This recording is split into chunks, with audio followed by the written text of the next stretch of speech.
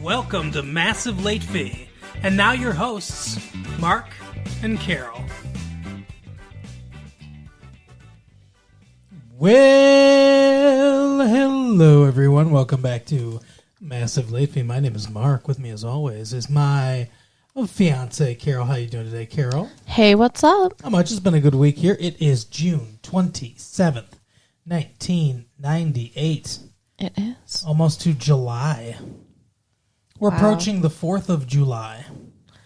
I kind of hate the 4th of July. Why? 4th of July is probably, well, it's one of my favorite holidays. Well, I mean, it's fine if it falls on a weekend, but I don't like it when it falls on a weekday. Oh, yeah? Because then there's fireworks. There's fireworks. Fireworks for me. Yeah? I mean, I know, like, mostly people are not putting them off in their yards because they're not supposed to, but sometimes they do. But, you know, you get people putting their stuff out in the front yards and making all the noise and the firecrackers, and it's fucking annoying when you have to get up and work in the morning. And I know I sound like an old lady. Yeah, you do. You're like, get off my lawn. But I don't like it. Well, this year it should be fine because it's Saturday this year. Okay, cool. Let the party go then. You can rage on. Rage in the cage. But speaking of rage, maybe the Republicans are. I'm sorry to talk about politics for a moment. What was that? Sorry to talk about what now? Maybe the Republicans are enraged by new light being shed on Clinton's case against with Monica Lewinsky. You know, had sex with her or whatever. You know the story. I'm aware of the story. Sorry to talk about politics, everyone. You know what I'm trying to say. The White House sex and perjury controversy leaned in favor of President Clinton on Monday with tapes of Monica Lewinsky not before made public. According to U.S. News and World Report, the tape suggests that Lewinsky got help with her job search before she was subpoenaed as a witness in the Paula Jones case, weakening the premise of the probe that Clinton tried to cover up an alleged affair with the former White House intern by asking his friend Vernon Jordan to boost her career. One of the claims has been that perhaps President Clinton got Monica Lewinsky a job as a reward for her lying in the Paula Jones deposition, said Stephen Waldman, an editor at the magazine. What these tapes show is that, in fact, the conversations between Monica and the president about him helping her get a job started 2 months before she was subpoenaed in the Paula Jones case. Isn't it possible that maybe she's just talented and got a job because she deserves it? Or is it like she's a hoe and couldn't possibly deserve a job now? I thought you were going to say talented in another way, but... No, I wasn't going there because everybody's going there, and I feel a little sorry for her. No, I think it's bullshit, but, she's an intern in the White House. That's a big deal. She's probably pretty smart and accomplished. An adult man with all the power in the world cheats on his wife, and the 23-year-old, or however old she is, intern is the fucking villain, I guess. Right? But my mom loves Bill Clinton, by the way. She loves Bill Clinton. And she's like, oh, these women throw themselves.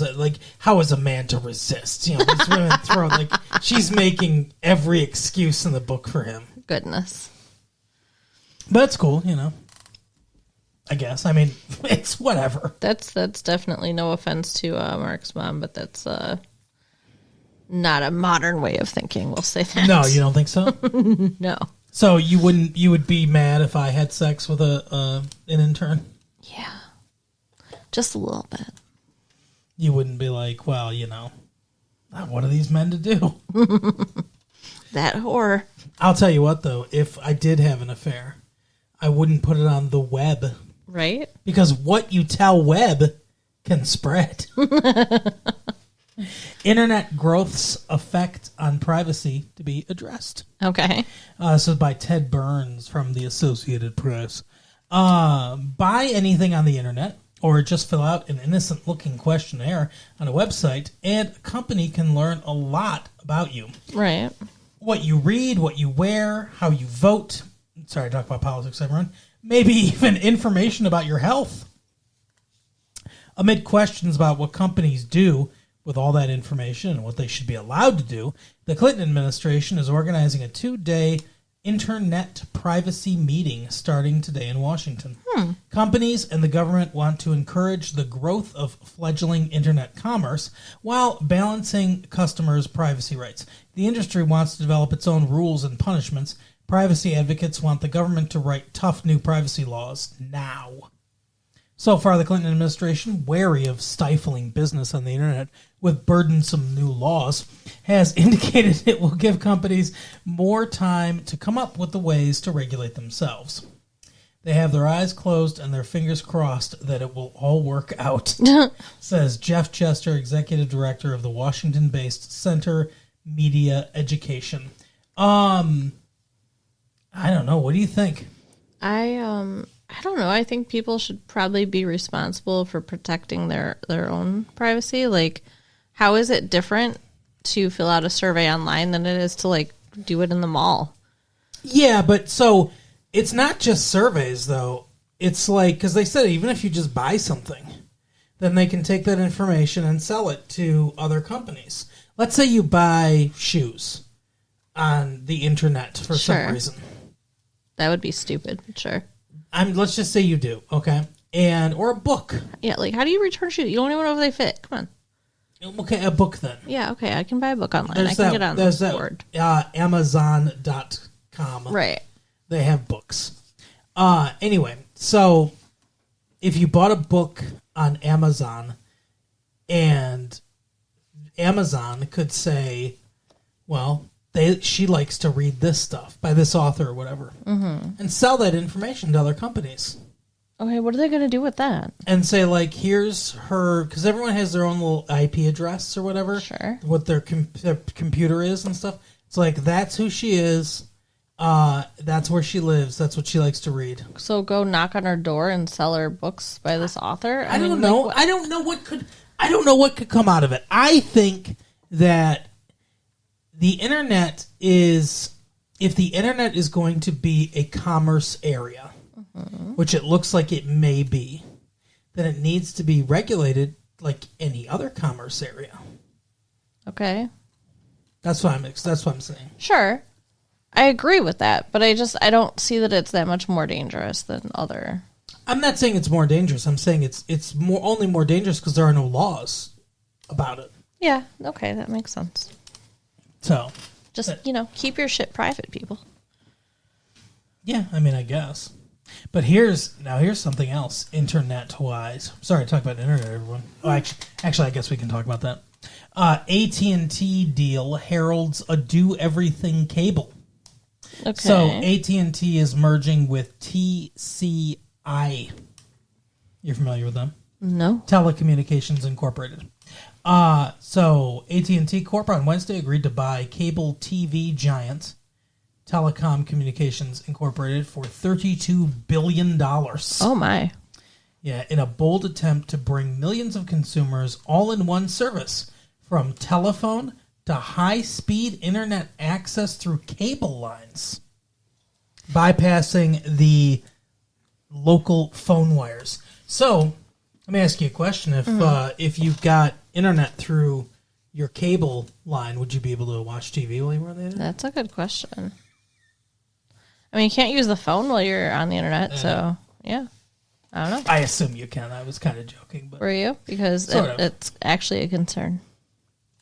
AT&T's challenge to Ameritech Corp and the other Baby Bell regional companies point to a future in technology that could eventually converge conventional telephones, televisions, and internet service. AT&T plans to pitch the service over the next few years to TCI's 13 million customers and millions more affiliated with the cable outfit, helping AT&T chairman Michael Armstrong bolster his dominant but sagging long-distance business while cracking the $110 billion market for local phone service. So, interesting. Instead of having the telephone where it dials up the internet, instead of doing that, we could go through cable lines. I wonder if it would be less annoying than that sound, yeah. That awful sound that it makes. Exactly. I don't know. Would it be faster? That would be nice. It's kind of slow now. Yes. But welcome. You got mail. But speaking of having mail, I wonder if we'll receive any mail about our opinions on the movie that we saw, Hope Floats. I admit that I picked this. Yeah, she did. I admit this one is my fault. She picked it, everyone. I'm not sure if it's good or bad. I'm not sure if I need to apologize. Ooh, interesting. Or if you owe me a thank you. I don't owe you a thank you, that's for sure. I don't know if you need to apologize, but I definitely don't owe you a thank you. Yeah. It's a wholly depressing great. film. Yeah. I mean, like, there was a lot of crying. So, it stars Sandra Bullock I love her. of The Net. That's part of why I wanted to see it. And Speed. And, yeah. A Time to Kill. Yeah. And Harold Connick Jr. Yeah, I'm not really familiar with him. Like, I recognize the name, but, like, I didn't really recognize his face. He's a singer. I bet he's a country singer. Well, he's a Sinatra-style singer. Really? Yeah. Okay. Because he pulls off the cowboy look pretty well. Sometimes he sings, I guess, like, you know, he could sing the square dance, I suppose, so. In Sinatra style. Okay. Swing your partner to and fro. Swing her now and do-si-do. I didn't think there were any singers like that left. Do that cuckoo square dance thing. Sounds like Christopher Walken again. Promenade that broad around. You just can't enjoy my voice, can you? I do enjoy your voice. All the time. Anyway. Day in and day out. Oh, yeah. So, he's in it. Mm-hmm. And he's also an actor. An actor and a singer. He was in Independence Day. I don't remember. He was Will Smith's best friend. Oh, okay. Who died. And, like immediately. Yeah. Yeah. And we were all like, oh, no. Bummer. Harold Connick Jr. So they're in it. And so is, what's her name? I want to say Agnes Moorehead, but that's not her name. Gina Rollins. Oh, yeah. She was the mom in Something to Talk About, which is a kind of similar movie, but a lot better than this one. She's Cassavetes' wife. Who? He's an actor. Okay. It's yeah. an old-time actor. And she's so pretty. She is. It's, like, insane. Like, she's, like, gotta be 70 or something. And I think she's probably in her early 70s, yeah, something like that. And she's still so pretty. I hope I can be that pretty when I'm 70. All right, well, we'll let you know, folks. Well, you're close to 70 or a different age. Hey, now. No, you're not. So, like, this movie starts on, who was this talk show The Ricky person? Lake show. Yeah, okay, Ricky Lake. No, it's not, though. It's Ricky Lake's is the person, but, you know, she doesn't have a talk show. So it's her playing a talk show host. Yeah, it's like, you know, Jerry Springer or whatever. But Yes, Ricky it's like Lake, a Jerry Springer type.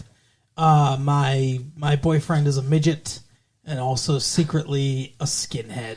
So Sandra Bullock is on here to get a free makeover. Yes, that's what she thinks. If a talk show contacted you out of nowhere and offered you a free makeover, wouldn't that raise some bells of alarm? I mean, I guess. Like, I would be a little concerned about what I was really going to be doing. I mean, so my guess is that her friend sold it to her as basically like, hey, they're having a show where it's like, you know, let's make you over or whatever. Like, you know, we're taking like Plane to Chic or something like that, right? Like that's their theme. So I'm guessing she sold it to her in that way. Yeah. But it turns out that Rosanna Arquette is just a lying bitch. Just fucking her husband. She took her on national television to tell her that. And, like, they try to frame it in this, she loves you so much and she doesn't want to hurt you. Like, no, No, she doesn't love her, or she wouldn't have done that. She wants to hurt her, or she wouldn't be doing it on national fucking television. Oh, shit. In front of her daughter. Yeah, that's the thing, too. So they bring the guy out. First, she tells her everything that's happened. Then they bring the husband out. And they start fighting, and, he admits that he's had an affair and everything. And then they close up on the daughter, played by an actress she's a little kid. But I don't think she's been in anything else. I don't know. Mae Whitman. But then she's just fucking sobbing. Yeah. Well, yeah, who wouldn't? It's awful. Just watch your parents' marriage disintegrate on national TV in front of your eyes. Oh, and she thought her mommy was going to get pretty. Yeah, right, exactly. So then, they haven't gotten divorced yet, but Sandra Bullock's leaving. Sandra Bullock decides to go back to the source of all misery, Smithville, Texas. Yeah, it's a weird choice to return back to this place. Where just around every corner there's another fucking nightmare. It's seriously, this movie was like a nesting doll of misery. Yeah. Where just whoa, what's behind door number 3? Another worst nightmare. Oh my God. But I kind of see where she's coming from, because otherwise she might run into her friend and her husband if she didn't go away. Well, yeah, they went from Chicago back to Texas. Yeah. That's a long ass drive. Right. But she's going to live with her mother. And not her father, because her father has irreversible Alzheimer's disease. And he had a stroke. So at first, when she first goes to see him, all he does is smile at her like an idiot and doesn't say a word. Right. And I thought, oh, this is the fucking ultimate, you might as well just kill him, because he can't remember anything, and he's nonverbal, he can't speak. But then later he does talk. Yeah. So I think he's sometimes nonverbal and sometimes he gets some stuff back. Yeah, maybe he has good days and bad days or whatever. But eventually with all... What a fucking miserable way to live. Yeah. Eventually with Alzheimer's, though, they do usually stop talking. And I don't know if I could do that. Well, first of all, there's no way I could live like that. Mm-hmm.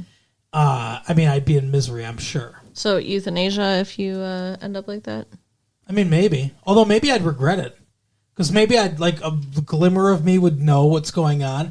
And I'd be like, oh no, she's going to kill me. And really, it's actually just fun as hell. Because I say ignorance is bliss or whatever. Right? Maybe it's super awesome to end up like that. I don't know. He looked pretty happy. Yeah, this is so fun.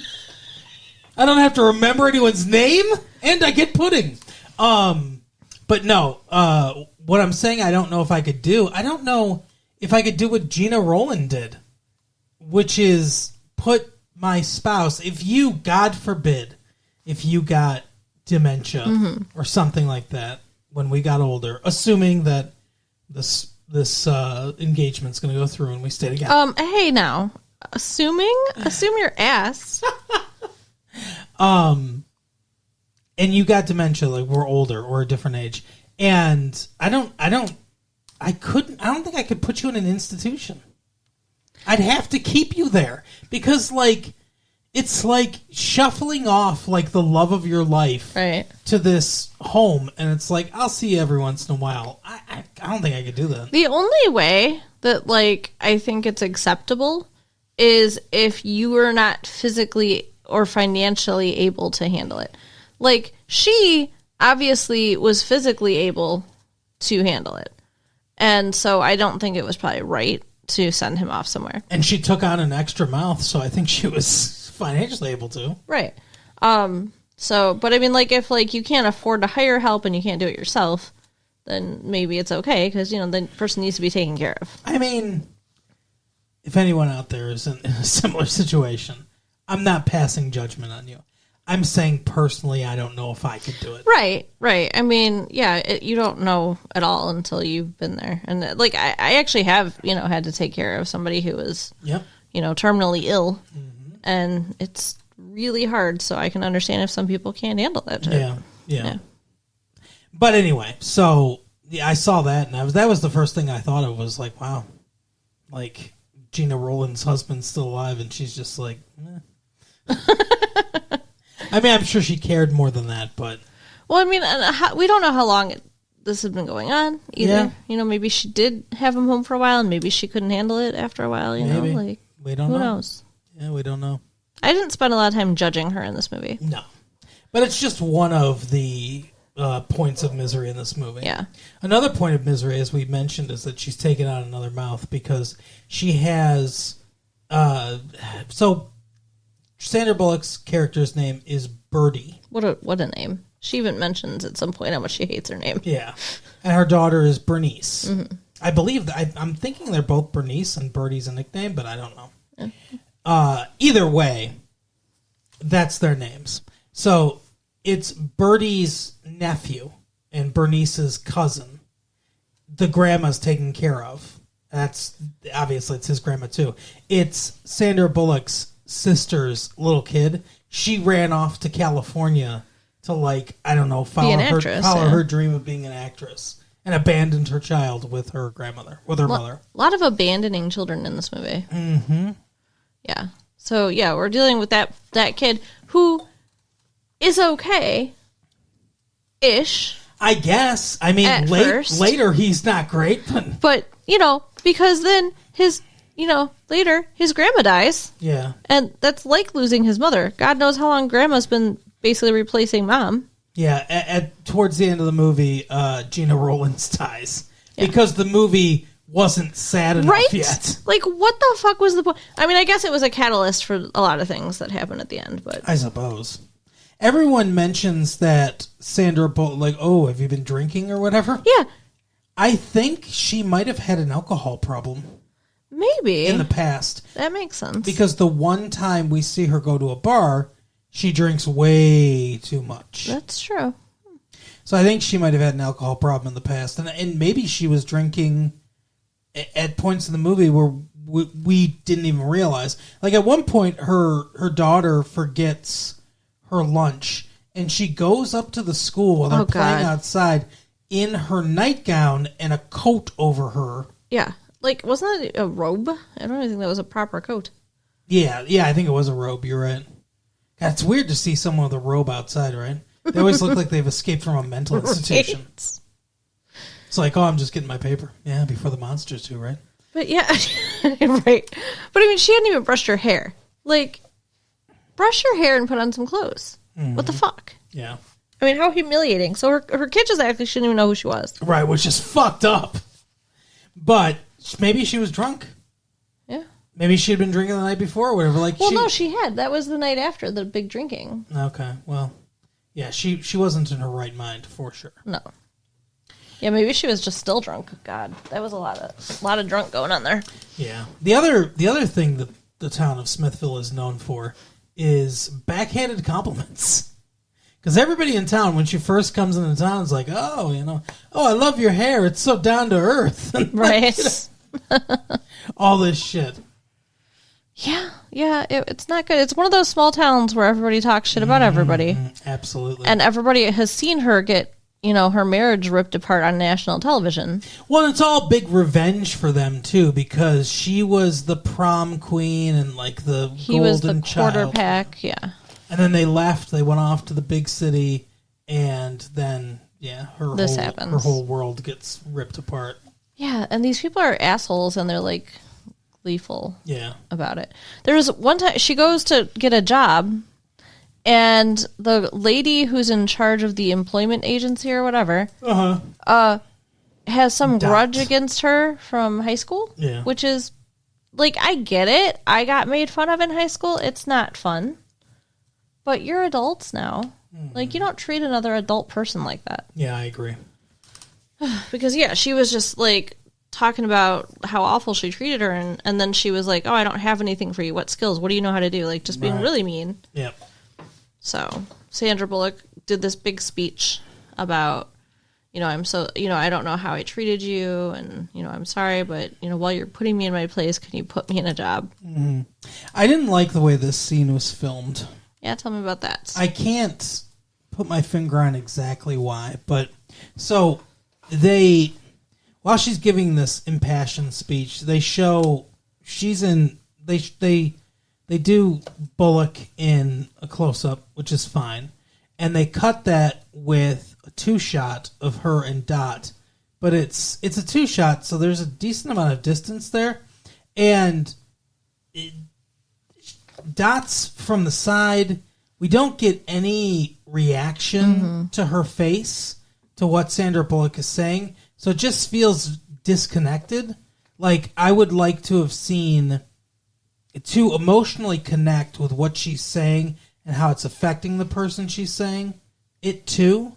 I would have liked to have seen a close-up of Dot, like, you know, intercut with that, as opposed to that static 2-shot of the two of them. I don't know. I'm not a filmmaker or anything like that. I'm not an expert, but I didn't love that. Yeah. It would have been nice to see her reaction. You can tell that she was definitely affected because she is nicer afterwards. Yeah, but I didn't get the bridge between those two things. Yeah. Because she makes a change in that scene, but we don't get to see the change. Right. We get to see the after effect of the change. We don't see the change on her face. So it's a wasted opportunity for the actress. And maybe they shot it and she's just didn't do it good. I don't know. Maybe. But I just it was like a weird choice, I thought.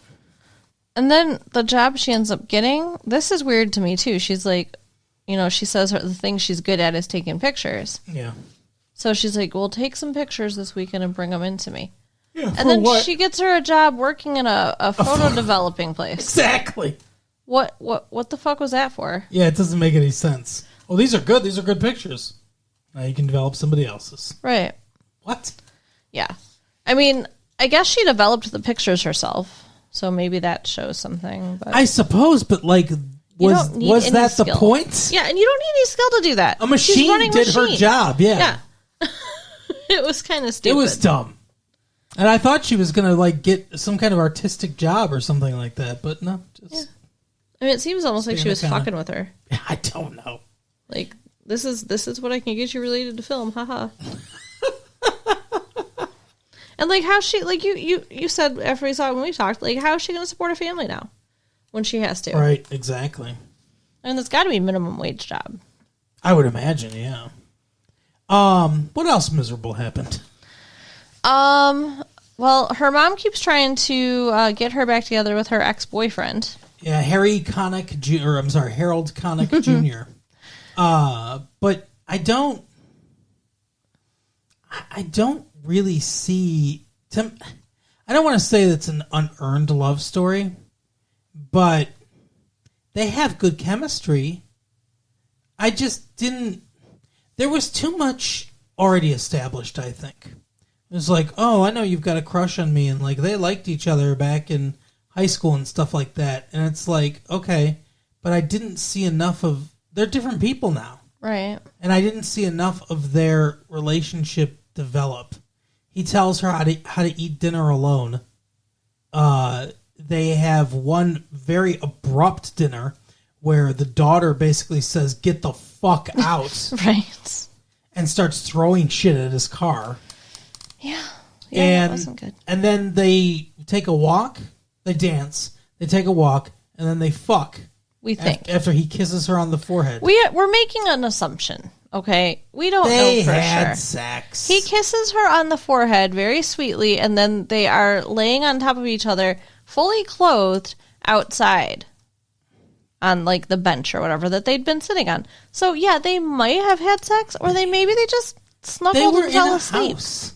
No, they weren't. Yes, they were. I swear to God, they were still outside when she You woke think up. they were just on a park bench? No, not the outside bench at his house. It was the swing from his parents' house. Yes. Okay, yeah. And okay, I think that's where they woke up. But it was private. Sure, but they were fully clothed. I think they had sex. Maybe. And she apologizes to him. She's like, sorry for last night. Yeah, maybe for not giving it to him. And then he was like, I'm sorrier for this morning or whatever. What does that mean? That she left. Whatever. Wow. No fucking quarter given to Harry Connick Jr., I guess. I don't know. It was a weird scene. There was definitely things missing there. Well, yeah, that's also weird editing choice. So, I mean, because I don't know, we don't get a full idea of anything. Like you said, it's ambiguous. But let's see. Another layer of misery is the relationship between her and her daughter and her mother. Yeah. Because her relationship with both of these women is terrible. Yes. Like, And we don't know why. yeah. Well, like, apparently her mother embarrassed the fuck out of her when she was a kid. Yeah, she says something about, like, they get into a fight and she talks about that and she says some mean things. Yeah. And it's like, your mom's letting you stay at her house, right? Right? Like, what the fuck? Yeah. But, like, she was embarrassed because her mom does taxidermy, Yeah. which is weird. Like, so they're moving into a house with dead animals. I mean, that's not great either. Yeah. And she would do it outside, and like, so the kids would make fun of her. And her mom said, "You used to be so pleasing," and she's like, "I had to be because of you," Right. But then her and her daughter get into it because the daughter blames her for the marriage breaking up. Mm-hmm. Like that's kind of ridiculous. I don't know where that comes from, to be honest with you. Maybe there was something missing there. Like maybe she wasn't very attentive to her husband, or I feel like there's a thread of a theme that isn't fully realized. yeah. And this is what I think it is. And I'm putting a lot of I'm giving the movie a lot of credit, I think. I think there should have been more of this. But to me, Sandra Bullock at one point says that I told myself I wouldn't have a bad relationship with my daughter. That I would tell her I loved her and all this stuff. That it wouldn't just come from daddy. And to me, what I think the movie's trying to say is like, so the mom had to be like strong or the disciplinarian or whatever. The daddy got to be the loving one, right? And it's the same thing with Sandra Bullock in her relationship. The dad was the sweet one and everything, and she had to be the strong one. And I think she grew up more like her mom. So I think it's this woman empowerment moment where it's like you can be strong and you can also be tender to your kids, and you know what I mean? You don't need the guy necessarily. I think that's where they were going, but I don't think there was enough of that there to support that theme. See, that's the problem with this movie is there's just a lot of filling in the gaps that we're doing that the movie should have done for us.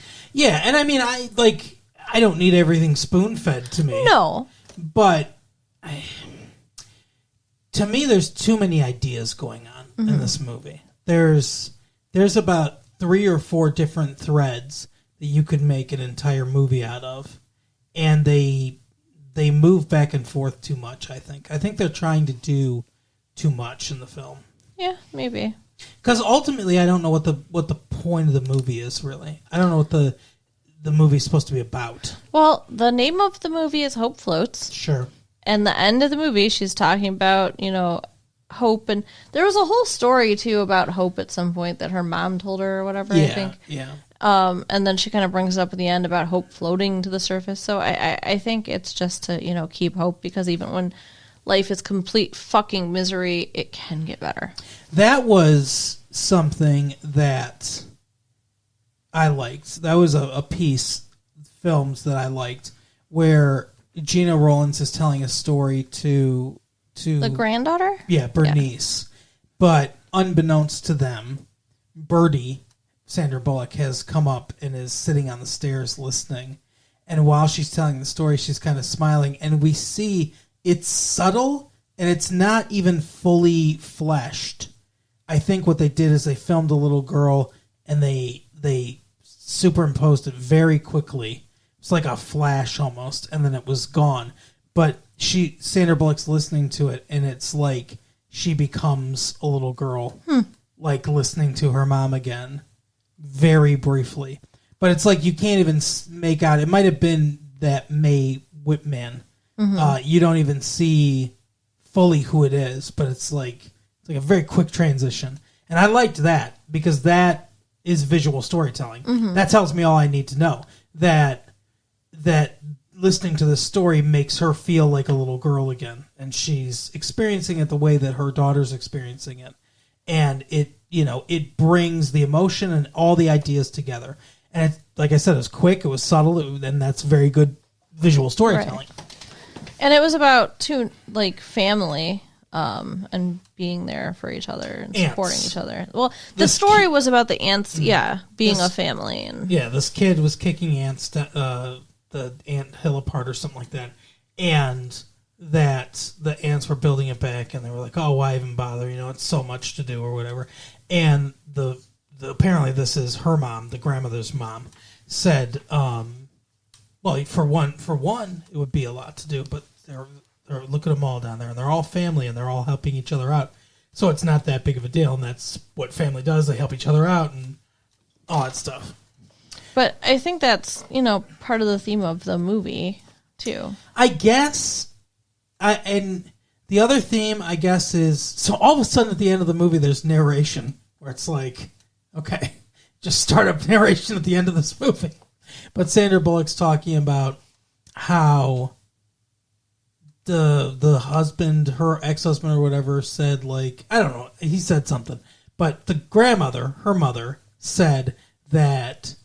childhood is the part you spend the rest of your life trying to get away from or whatever. Trying to get over. Yeah, get over, yeah. Yeah, I agree. And maybe that's the point of the movie. Maybe. And if that's the point of the movie, I can see that with what the Birdie or the Bernice character goes through. Mm-hmm. And Birdie obviously had a troubled childhood growing up. And this little kid, the other little kid, the boy, he's having a time. Is having a troubled childhood. At one point, he's like, it's after the funeral, and he's talking to Harold Connick Jr., and he's just like, my grandmother died. It's like, I know, it's tough. It's awful. And he says he's thinking the first thing I thought, who's going to take care of me? Yeah, where he's like, that's what I thought too. I was like, is he going to stay with? Is Sandra Bullock just going to take him now? And he was like, I'm wondering if Aunt Birdie wants me, and Harry Jr. is like, she does, Which it seems a little presumptuous for him to say that. He doesn't know. They're not that close, they're not married. Even at the end of the movie, they're not engaged, but they're acting as though they're going to raise these children together. It's kind of weird. But then the ex-husband comes for the funeral. What an ass. What a fucking asshole. And why would you show up to the funeral? Wait to get a divorce. Yeah, he wants to get a divorce because he wants to marry Rosanna Arquette or whatever. And Mae Whitman's Bernice is like, I'm coming with you. And it's like, yeah, you're not. The whole movie, she's like, Daddy's going to come back and Daddy loves us and all this stuff and everything. And he's like, no, stop. You're my princess. I love you, but stop. You can't come with me. He said, he's talking out of both sides of his mouth, where he's like, oh, you're the best. I would never leave you, but I'm going to leave you. Yeah. It's ridiculous. I'd take you if I could. But of course he could. And, her mom shows, I feel like, a lot of strength in this scene to sit there and allow this to play out. I think she needed to. It was important. Yeah, because even though it's going to hurt her, if she intervenes, then it seems like she's stopping it from happening, and then she can continue to hate Sandra Bullock, right? Which is not fair to Sandra Bullock, right? So if she lets him be the bad guy, and maybe that's part of it too, part of the theme of the movie. If she lets him be the bad guy and say, the reality of well, I've got this new woman, I don't care about you anymore.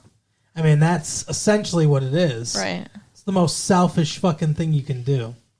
And of course, she's devastated. She's crying. Daddy's not. It's the saddest part. It's the saddest part of one of the saddest movies I've ever seen in my life. Yeah, it was a hard watch. And this actress, the little kid, she might have a future. She nailed it. Oh my god. She might have a future because she was really good. Yeah, that was a very impressive. Sold acting. it, she was I felt like she was really her heart was breaking. Mm-hmm. Oh my gosh! Sorry, I was just reliving it there for a second. But it was powerful, and she did a great job. Maybe she'll be nominated probably be the youngest person ever nominated for an Right? Oscar. If She should. She was. She was great in the movie. Yeah. I mean, Sandra Bullock was excellent in the movie, but this little kid was really good in every scene. Every scene she was in, she like commanded the scene. She was excellent. But yeah.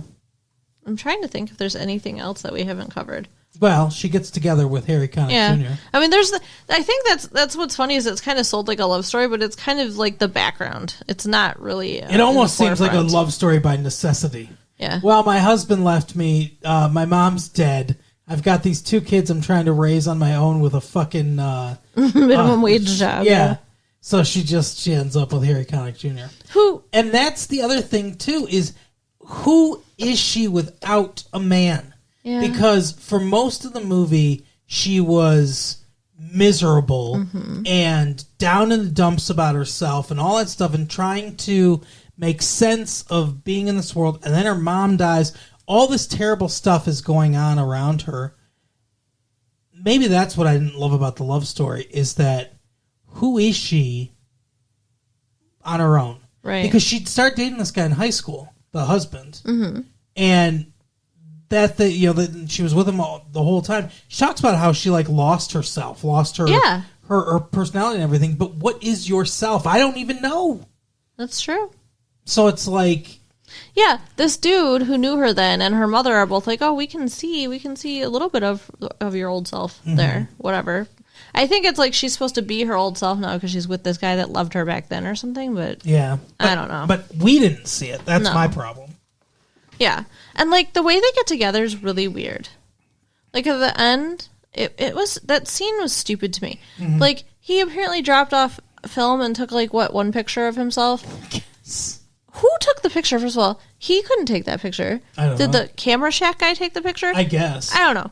But and she develops this roll of film. It's all blank except this one picture of him with his car, and then she And he's looks up got and he's there And he's got with his car. and he's got his dick out. It's like, come on. No, but it was almost like exactly the picture. Yeah. Like how? How'd you? I don't know. I don't know. It was and stupid. Why? Right. How is that romantic? And it's like then she runs out there and they take off together, and the boss is just smiling like she just walked off the job. Right. The fuck? I mean, I guess he must have helped him. That's the only way that he'd be smiling. Well, yeah. I mean, he acted like he knew that picture was coming. Yeah. But like the picture doesn't mean anything. It's Yeah, just what does a it picture. mean? I don't know. There was so much about this movie that was just like, huh? I mean, if it was a picture of him holding Rosanna Arquette's head, I mean, that might have meant something. Right. Oh, goodness. But, yeah, I mean, it's like, I think we're supposed to believe that, you know, they all have a happily ever after together. It was fine. It was a fine movie. Yeah. It was depressing, though. So depressing. Like, I felt like I needed a drink when I got out of there. Yeah, it was. I don't know.